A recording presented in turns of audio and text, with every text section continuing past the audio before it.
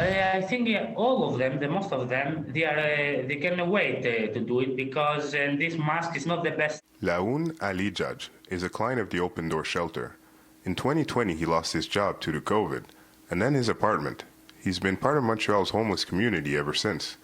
Then he contracted the virus a few months ago, but he's been vaccinated with his first dose, and now he's waiting for his second. It's been critical to protecting people who are living in shelters or living in short-term housing, because often they are, in close quarters with others. According to the city, there are up to 3,000 people living on the streets on the island of Montreal.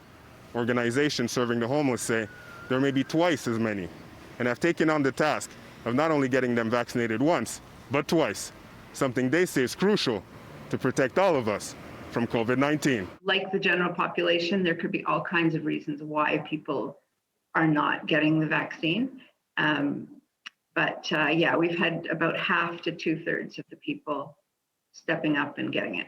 We did a very intensive campaign to try to convince public authorities to vaccinate homeless people on a priority basis. Not only to protect the general population, because as you say, the homeless are by definition out in the streets and circulating much more than the rest of us, but because they are vulnerable to disease, because they have comorbidities and all kinds of other health challenges. The organizations say they have been able to vaccinate approximately over 1,300 homeless since the start of the campaign, what they estimate to be about a quarter of the homeless population on the island. They are planning the second dose rollout for May, which they admit will not be the simplest thing to achieve, but are determined to do so. If you and I have a first dose, we'll get probably a text message or an email that says you're due for your second shot and this is where you should come on this day and this time.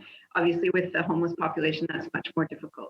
So what we are planning, as we did in the first for the first dose, is a mass vaccination. We've done this before. Like an analogy would be the homeless street count that we did in 2015 and 2018. Like big teams of people went out and tried to count the number of homeless people that are out in the street. And it took a big army of people to make sure we're as accurate as possible. I think we need that kind of thinking. The challenge and the expertise of the CS is to document who gets each dose. And so depending on the amount of information that they have on each person, some people have their Medicare cards, and so they can say, they can track that like they would track for anybody else. For people with less documentation, it's obviously not as easy. But hopefully there'll be a lot of goodwill and trust that if people are saying they need the vaccination, that they will get it. At the end, the last plan and the last word, government we're going to have, even government of Quebec, even government of Canada. And I think they took a lot of time to do that, to take that decision and to vaccinate the people. In Montreal, Sasha Obis, City News.